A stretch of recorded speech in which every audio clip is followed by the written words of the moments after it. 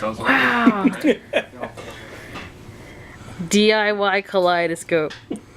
Look, DIY Flint kaleidoscope. No. DIY Paul kaleidoscope. Well, I'm not So aiming. you're bad at pointing it at me. I know, there we go.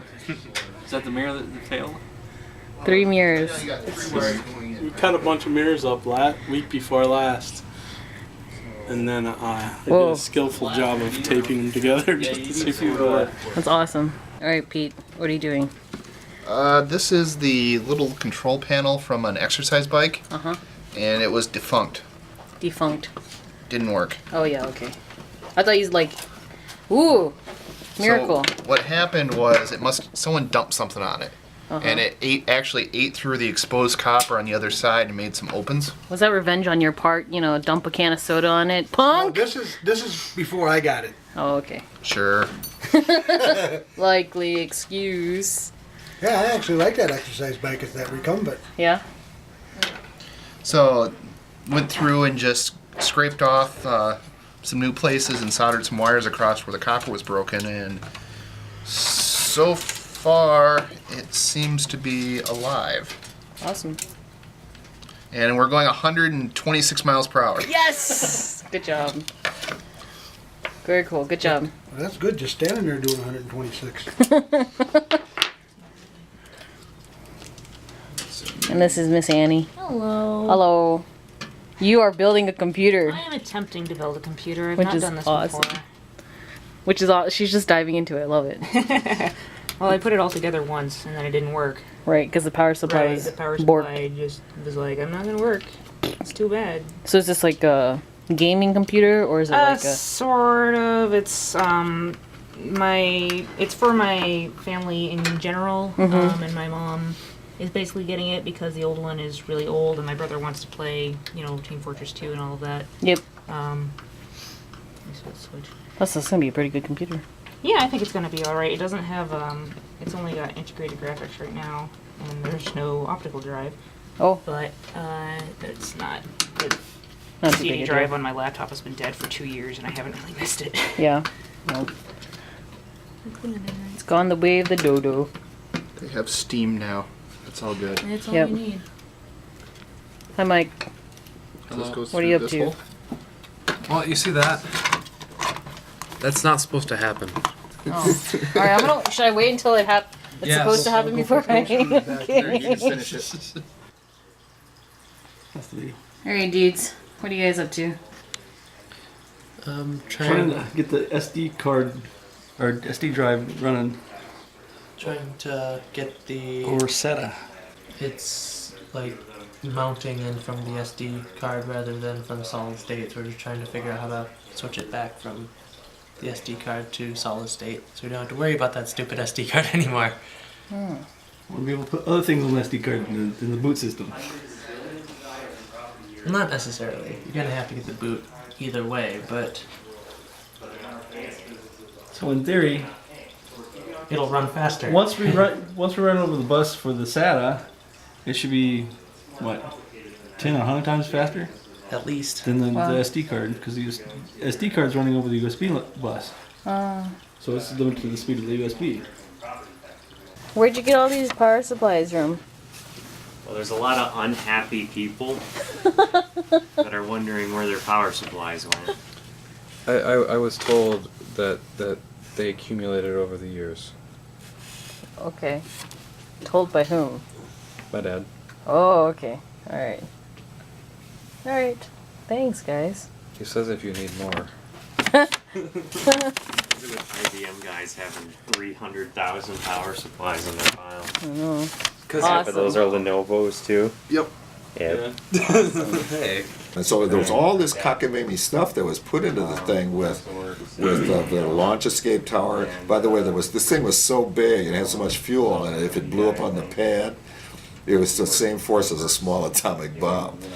That's how powerful it was. So the idea was they had this very high-speed little tower. If you look at a picture of on the launch pad, and at the top of the tower, this cluster of small rocket engines very powerful. They yanked the command module away as the bottom part blew up, and they tested that and that worked.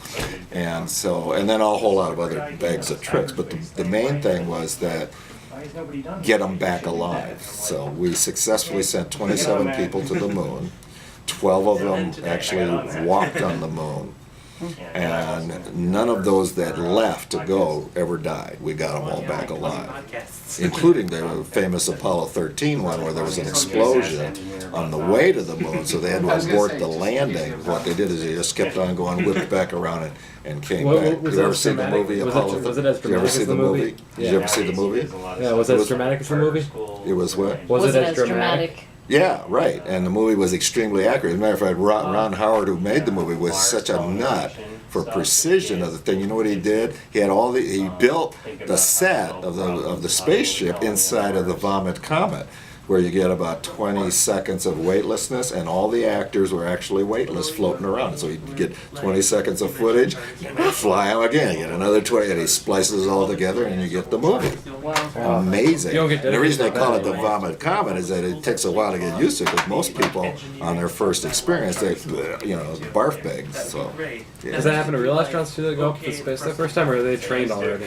No, it happens to most of them. Yeah. As a matter of fact, they will not let you do a spacewalk until you've been up on the ISS for at least 3 days, 2 or 3 days, so they can make sure that you're not going to. Spacewalk? Yeah, you put a suit on, you go outside to do repairs. Like right now, one of the cooling units is bellied up there, and so the guy's got to go outside and try to fix the darn thing. It's the second time that's happened. So the pump fails, go outside, you got to replace it and fix it.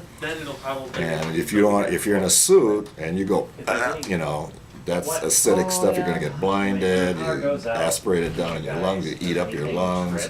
You drown in your own vomit. Bad news. Do not want to throw up in a spacesuit. So what makes it so nauseating? I Disorientation. Oh. have you ever been to Sandusky Amusement Park near Cleveland, Ohio? Absolutely not. Okay. Are you a roller coaster nut? They Do you don't like roller coasters? I used to, yeah. Okay, well, go to Sandusky sometime, and then it's got the biggest collection of roller coasters. But there's one ride at the Cleveland Airport is the John Glenn NASA Research Center, and they helped design some of the rides in the Sandusky Park. And there's this one ride that, if you look at a side view of it, it's shaped like this. So there's this track, and you're laying on your back in this cage thing, and then they slowly pull you up to the top. And then they let go, and as you're dropping down, you're weightless because you're falling, see? And one of the things they encourage you to take a pencil out and put it out in front of you, just like the astronauts do coming back from the moon. I'll tell you that in a minute. And so as soon as they go 5, 4, 3, 2, 1, boom, and they let go, and you let go of the pencil, and it'll sit there and hover in midair right in front of you until you reach the bottom. Now you start getting the brakes, and then you come down. Do you get hit by the pencil as you go down? Yeah. Well, you grab your pencil. You can see out the cage that you're nearing the ground, and then you're on your back, and then I think they have a water scoop thing that breaks it, and the G-force. What they do, and the first time I rode it, I had fallen down a set of stairs, and I had injured one of the vertebrae in my back. And theoretically, I shouldn't have gone, but my kid, he just loves all this crap. Well, that's and an so he excuse. snookers me in to say, "Yeah, Dad, you'll be okay." And when you put a lot of compression on the spine, when you break that thing, and whoa, so I'm limping around the rest of the park, but it was worth it. It was a great experience. I want to do But most people get kind of nauseated when you're weightless like that, so your stomach is floating and, so. It's the same phenomenon when you're riding a roller coaster and you see the girl next to you up chugging and everybody else behind them, right? Right. The other thing that's kind of interesting, by the way, that you've raised this subject, because I was making another presentation recently, is that on a long trip to Mars, which will take 6 to 9 months, depending on the size of the ship and the power of the rocket that you use to get it there, there's a lot of damage that happens to the body when you expose it to zero gravity for such long periods of time. Like your heart muscle gets weak, your bones become weaker. It's like osteoporosis. The bone begins to dissolve and come out into the urine. So it's like what happens to old ladies that you see the ads on TV. Oh, I got osteoporosis. So Well, here, take this you pill. can't just drink milk and exercise. It'll happen no matter what. That's why they don't have It'll it. happen, and they've tried things to slow it down. But the calculation is that if you go to Mars and come back, and you got to wait every 2 years for the planets to get in the right alignment to make the trip most efficient, you're going to be gone 3 years. And when you're on Mars, the gravity is only a third of what it is on Earth. So when you add it all together, you'll have 20% permanent bone loss. Wow. So if you're coming back, now if you're going to stay, you couldn't care less probably. It's only 10%, right?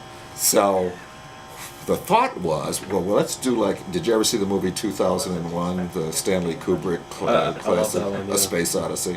Oh my Remember the goodness. wheeled space station, Yeah. and they're walking around on the inside. artificial And gravity. also so that's how you use centrifugal force, you rotate it. Well, here's the problem. Everybody, astronauts, pilots, I don't care who it is, when they test them on rotating devices, if they and no matter the diameter of the thing, when the RPM gets bigger than 2 RPM, everybody pukes. Okay, so if you do the math and you say, okay, I'm going to build a wheeled spaceship and send it on a 9-month trip to Mars, and only rotate it at 2 RPM, such that the G-forces is 0.38 Earth's G, which is exactly the Martian G. So when they get there, they're acclimated to this lower Martian G. The diameter of the wheel has got to be equivalent to a 56-story building. Well, we could do that. Come on. So that's too Can we big. build out of, like, carbon bucky tubes or something? That's just too big. Well, I've been hearing some Zubrin, who is cool- the biggest fan of sending people to Mars, and he's written tons of books. And his idea is you have a thing that is a tether thing that expands out like this, and then you rotate that around a common center of gravity. And when you get close, then you bring them back in together. You break one as a landing craft and come down like that. Well, they've tried these kinds of schemes, and that's tricky, and you run the risk of the cord breaks, and or it gets tangled, and so on. So you really want to go the rigid ship. I think probably it'll be a combination of things where a lot of training, maybe a medical approach where you give them some kind of an anti-nausea pill, and then you can have a smaller diameter structure that you can rotate at a higher RPM and get the equivalent G-force, and so it'll probably be a combination of solutions.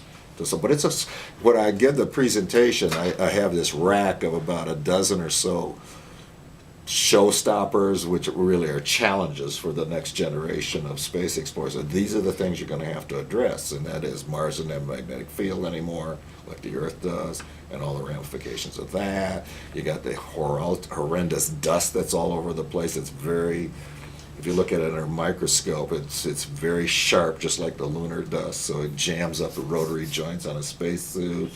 You've got the problem of deadly radiation. 1 month on Mars from the 3 major sources of radiation that we get here on Earth is equal to 40 years of the radiation that you get naturally at sea level here on Earth. So the radiation is really severe from all kinds. And that's a combination of ultraviolet radiation, solar ejections, and deadly cosmic rays. When you roll those all together, it's really bad. Now, I know water's heavy, but if we took enough there, we could create like Martian mud, right? And that would prevent the radiation from getting into a building. We And don't it need to prevents take some of the any dust water to from Mars. Mars has got more than enough water to support a huge Let's melt colony it. for thousands and thousands of years. So there's plenty of water on the planet. So, and we've actually picked it up in a scoop on one of our robots, the Phoenix rover. Have we brought it back robot. yet? No, we haven't brought any samples back. Oh. That's a project we were gonna work on, but of course Sequester. our budgetary conscious That Congress really made me slashed mad, that. yeah. So that's all been cut. Matter of fact, here's how bad it is. Now they're talking about, do we shut down the Cassini probe that's been orbiting Saturn for the last decade? We got Elon Musk, he's building his version Have of the, you seen his he's- grasshopper? Yeah, it's really Oh slick. my It's gosh. very clever. Holy fuck. Well, he wants to reduce the cost of getting stuff. Right now, it costs $10,000 to put a pound of stuff into orbit. So, because you're throwing your rock. His analogy is, what kind of a business would you have, a model would you have, is every time you want to take a trip on an airplane from New York to Paris, and when you get to the end of the line, you throw the plane away, you know, and then you go out and come back, you got to get a new plane. So that's why we are with rockets. So his idea is that the expensive first stage will still have some fuel in it, and when it launches the next stage, it can actually come back slowly down and land on a vertical thing back where it launched from, and then you can refurbish it and use it again. Now it dropped the cost. Is it too heavy to put giant parachutes or like a foam mattress thing that just pops out to prevent it from breaking? Well, actually, it's interesting you raised that. There was a company that went belly up that had the idea of that when it's time for that first stage to come back to reuse it, you popped open some great big rotary propeller. I think it was called the Rotary Rocket Company. You could probably Google that. No, I'm not kidding. And the thing would open. These big blades would come out, and then they'd do auto gyro, rotate the thing, and softly bring it back down. They actually built some small models and tested the concept. Got a bunch of investors, but like most things that are, and I like stuff like that. You got to have failures. You got to have innovation. You got to think outside the box. You got to have a lot of people try a lot of different stuff. But anyway, this approach of landing with rockets, with retro rockets, has already been done. That's how we landed on the moon, you know, is that the lunar module had an engine and it would slowly come down and land the guy gently. And that's how we've landed almost all of the probes that have successfully gone to Mars, is they come down, except with the airbag approaches, where 3 of the rovers were in these 9 big inflatable bags, and at about 56 feet off the ground, they cut them loose from the landing vehicle, and the thing bounced and it was rolling all over the place. And that works for smaller. The first rover was the size of a kid's wagon, and then the next 2 were the size of a golf cart, but you can't go much bigger than that. You know, I remember every fall you get those seeds, and they come down from those trees, and they have those giant wings, immovable wings, nothing more than just giant. Right. And what about having one of those? You'd only need one, right? And then it would just propel that thing all the way down. Yeah. You wouldn't even need to put on a fancy gyro or anything. Just shoot that thing right up. Right. Build one. Try it. Oh, I'm terrible at engineering. I don't know any physics. Well, get somebody who's good at it and inspire them. See, that's how it works. Inspiration, you say? That's how it works.